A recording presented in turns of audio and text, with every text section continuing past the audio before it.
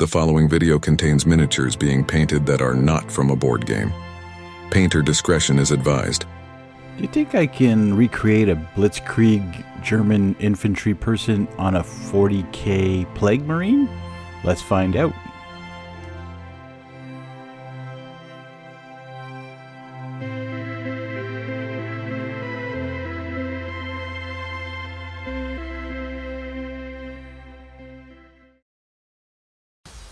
Hey miniature painting fans, welcome back to the channel. So yeah, I'm going to be painting a Death Guard Plague Marine with some, I'm going to prime it first with some matte gray. And as you can see, I removed the little Nurgle guy there. And I know you saw maybe the short video here showing quickly here how to paint base coating with the three field grout colors, which is only in the German historical army painter set. So you can only get these colors. All the colors I'm using here, they're from the historical box set. However, I only kept the unique colors because some of them, like you'll see, what I'm going to do is, if ever it's a color that I'm using from the Warpaints Fanatics, I'll put the name of the historical color as well. Someone was kind enough over on my Facebook channel to send me the list of the common colors, like whichever is matched to it. So I first started off with the dark field grout. As you can see, I brushed it on very generously, and now I'm using one of those little makeup sponges here with the mid field grout and just dampening this everywhere to get some highlights. And by the way, it's actually kind of a good way to get highlights on your miniatures. And just getting raised areas. I find these little sponges are actually quite impressive. So if you haven't bought some yet, take a look on Amazon. They're actually really cheap for a buttload of them. Military shade now. I should have done this right after the dark field grout and then put it on the light ones, but this actually blends it all really well together. And it's not a big deal if you get everything with this, because it's going to create all your shading in all your areas. And when you come up with the paint later, it's pretty much going to be done for you. But doing this base coat with this actually saves a lot of time. I finished up the other 5 as well from the Plague Marines the same way, not in the German colors, but as the Army Painter colors. They're limited palette. And again, this is a limited palette, but I'm using all 20 colors, and I really use all 20 colors even though I don't have to. I just want to showcase you all the colors that are in the German historical set. And yeah. So here you go again. I'm taking that sponge one more time with the light field grout now. Just getting, again, the top raised edges as much as I can. Being a little bit more selective of where I'm going. Alright, here we go now. We're actually going to start using some colors. Now, matte black is a color in the set as well as the Warpaints Fanatic. So whether you have the historical set or that, you will get a matte black and a matte white in it. Now, what I should have done is for the matte white, I just use it in like a super, I don't even use it actually, that's the only one I don't use. I could have mixed it into the matte black to create a gray, to be able to highlight all the areas that are black, like the tubes and some of the armor padding, the gun, all sorts of fun stuff. But I'm going to have some fun with the colors in this set and just put them pretty much, some of them I'm like, where should I use this? And I found a way. I used them a little, might have used them just a little bit and not much, but hey. And again, it's not speed painting and it's not a board game miniature, but I want to show you guys that I have range to my talents. I think you guys all thought I was maybe a one-trick pony with always speed painting stuff. No, that's for Marvel Zombies, that's for other things, because Marvel Zombies, there's so many miniatures. Now, yes, I have a backlog of some Warhammer Age of Sigmar and other games as well, but I try to paint them up nicely when I can and when I have the time to do it. Like taking a miniature like this and taking like an hour or half an hour on. This one took a little less time than the limited palette of the Army Painter one on the other Plague Marine. But this is the Grenadier from the set. I found he looked more German-like, or Blitzkrieg-like, so I wanted to use these colors on him. And there isn't that much of a difference in the color scheme of them. As you can see now, I'm using some strap gray. Yeah, I'm going around highlighting where I put some black. I'm putting it on other areas that I might not have used. I'm going to be using it on all the little grenades as well. I'm assuming they're grenades. This is, instead of using just metal colors on the grenades, I decided to do a little different with them. And then I noticed there was actually some grenades on the ground, so I will get those eventually. There's some with the little Nurgle dude. He was holding some of those little grenades.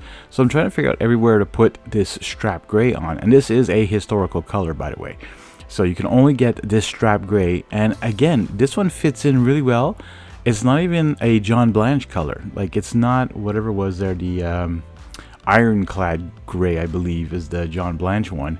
It's not similar at all, so it adds on a little bit to that triad, I think, of the Army Painter War Paints Fanatics ones. I think it could be somewhere in between, either after the ironclad or before. I'm not sure exactly how much difference there is. I think there's a bit of a difference, but anyways, if you're enjoying this video, don't forget to hit that like button. If you're new to the channel, don't forget to subscribe, share the video, comment down below what you think of my paint job. If you think this is ridiculous what I'm painting, if you think it's a good idea, do you want to see more 40K on the channel as well. Also, you are more than welcome to join the channel, get nice perks for as little as $2 a month. You can get early access, you can get some ad-free content, you can get some member-exclusive videos, all sorts of fun stuff, member-exclusive polls. I like asking you guys your opinion, and I like to follow through with those opinions. All right, we're moving on now to Tanker Gray. This is a nice light blue. I'm doing this to highlight some of the gun areas. I'm actually going to put it on his knife before I put the silver on, because I'm going to put the silver on very thin.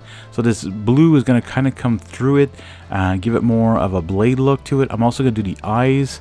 So again, this is a color I wasn't sure where to use as much as possible. I'm like, oh, well, I can highlight the gun. I can highlight some areas on it, make it look, you know, a little bit more. I'm assuming Tanker Gray would be used for a German tank, you know, or some artillery of some sort. Again, these historical paints are meant to paint sets, I think as, what is it called there? There's Bolt Action or Flames of War, could it be? Something like that. You know, I think these paints were made for that. I'm using them on 40K Plague Marines. You know, why not?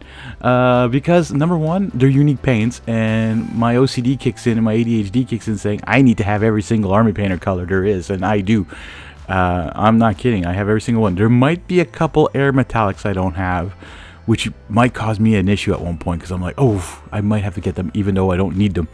All right, here's the Agate skin, which is the weathered skin in the historical paint set. I'm actually using on the little Nurgle guy here. As you can see, I watered it down quite a bit, so the gray kind of comes through a little bit to really make it look skin and make it a little bit more dirty, a little bit more grimy.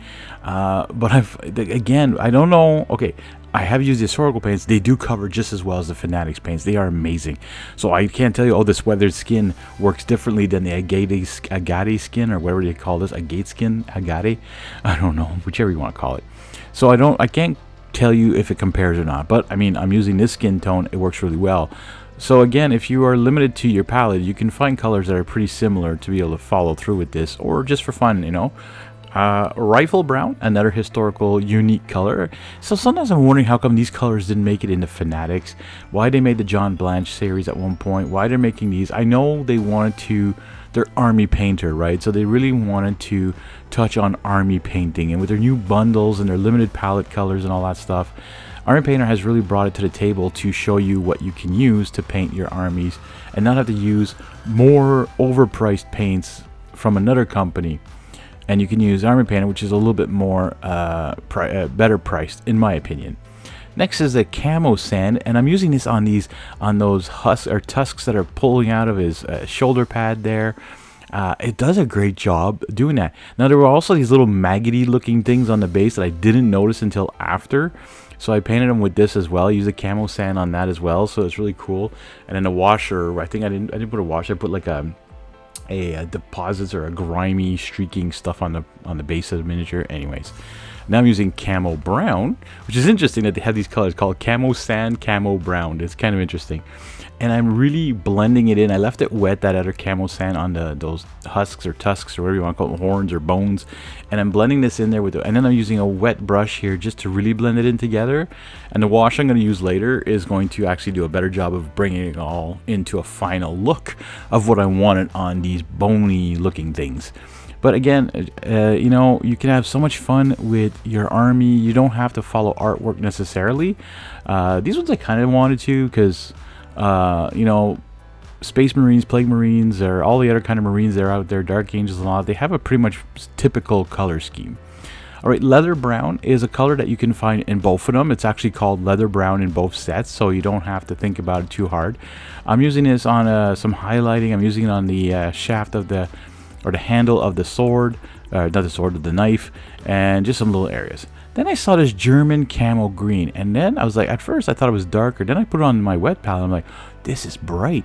This will be perfect for those sores that are popping out of his armor, that are gruesome. There's some of the grenades that are leaking some goopy stuff. I figure, hey, you know what? Maybe it's the same green. So I didn't notice again that was gooping out on the grenades on the ground until I started putting a wash. I was like, oh, wait a minute, there's other stuff down here, other details. They were kind of really meshed into the base, so compared to the other one.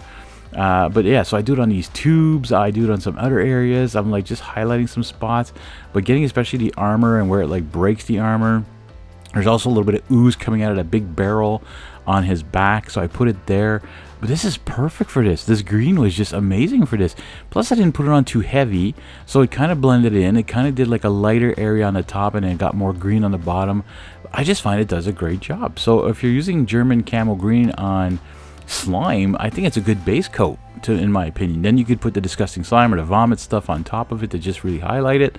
But I think it's a good base for that. I don't know what else you would use it on, but anyways. Pure red is what is called command red in the historical German paint set. So if you have pure red, you can use it. If you have the German one, you'll be using that. Gunmetal is the next color that they call steel in the set. So if you're not sure which paint to use, gunmetal is the next one you can use. I'm using this on the chain links. I'm using this on highlighting the armor, the barrel of the gun. I'm doing it on the grenade, a whole bunch of areas that are going to use some metallic. All the little grenade pins, every single one of them, with a very fine tip. I think this is the golden maple brushes I bought on Amazon, and they're amazing so far. They're working really well, have nice tips to them, and they don't dry off too badly. Like I always keep my brushes drying vertically, so that the tips are pointing down and they dry well. And you know, I always have clean water. I use this little toilet flushing looking thing for my water.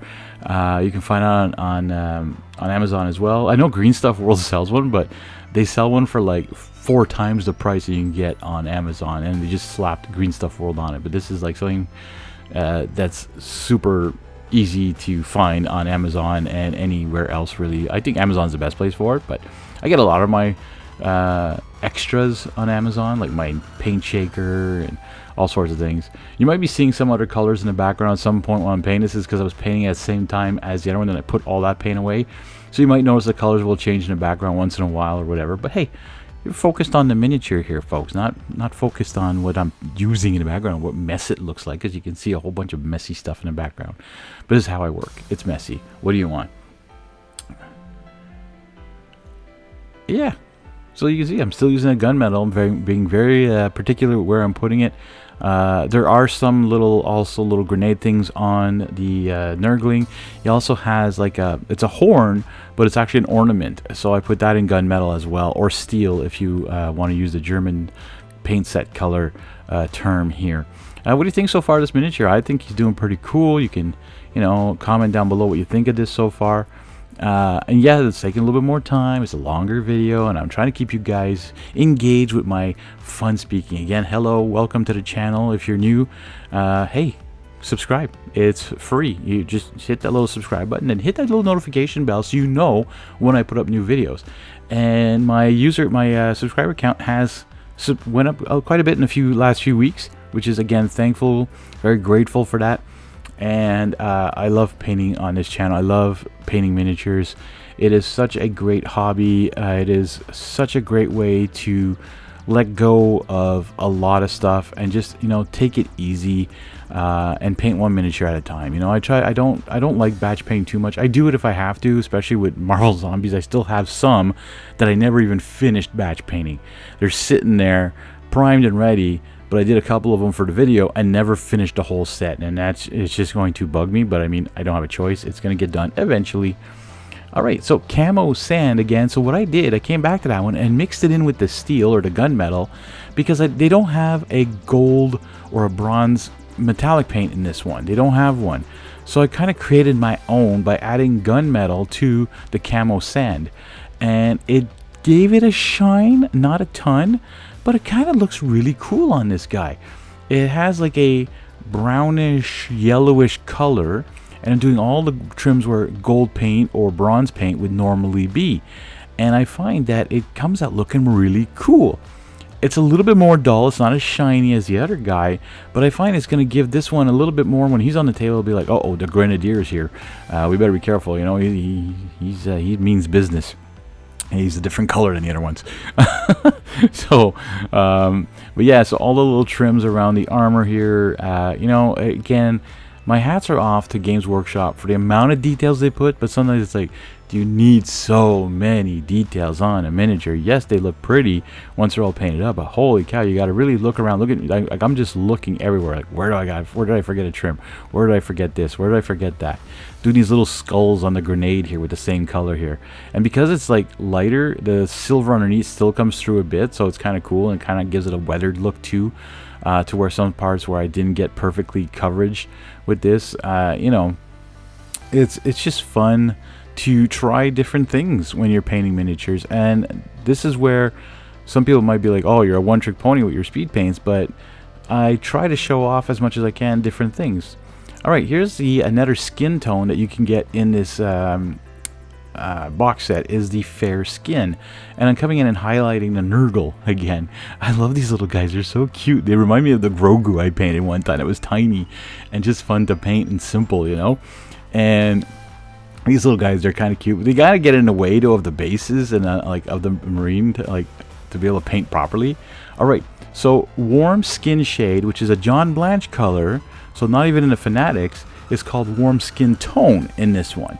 So they actually didn't take something from the Warpaints Fanatic, they took something from another box set and renamed it, which is kind of interesting to me. If I'm wrong, and if Army Painter, someone from you are watching this, tell me if I'm right, because this guy sent me this, and this is what he said was the right thing.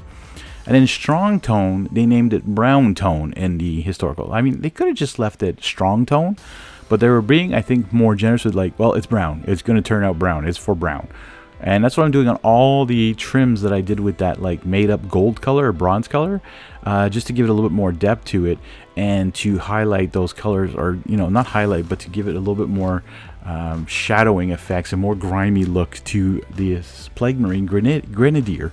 So, by the way, this guy is from the Kill team, from the newest starter set that came out not too long ago, and I don't know why I got into Kill Team. It just looked like a fun little two-player game that's, you know, simpler to get into. All right, so dark tone from the Warpaints Fanatics is called black tone in the German paint set, the historical set, and I believe it's actually called the same thing. I think they have it in all three sets. I did not buy the US set or the American set, because one, I think there was only 5 unique colors on the 20, so I don't need to spend. So once those ones come out as individual bottles, which I hope will be soon enough, I will pick up those 5 unique colors and test them out as well. Hey, if you like this video, please subscribe. All right, don't forget, hit that subscribe button. Subscribe. I'm gonna put that into your brain until you actually subscribe. All right, we're almost done with this miniature. Thanks for sticking around with me here. What we're doing now is we're coming in with some fresh rust, which they call rust in this set, and I'm just dabbing it on with a really old dry brush that just got tattered and all that stuff, and just hitting it in spots that I think it would be cool to have some rust laying around. I just pull some off with my finger there just to really create some dabbing and some, you know, more weathering texture to it. And then there you have it, folks. The Death Guard Plague Marine Grenadier is all painted and ready for the table. I want to thank you guys so much for watching, and don't forget to keep slaying the gray one miniature at a time.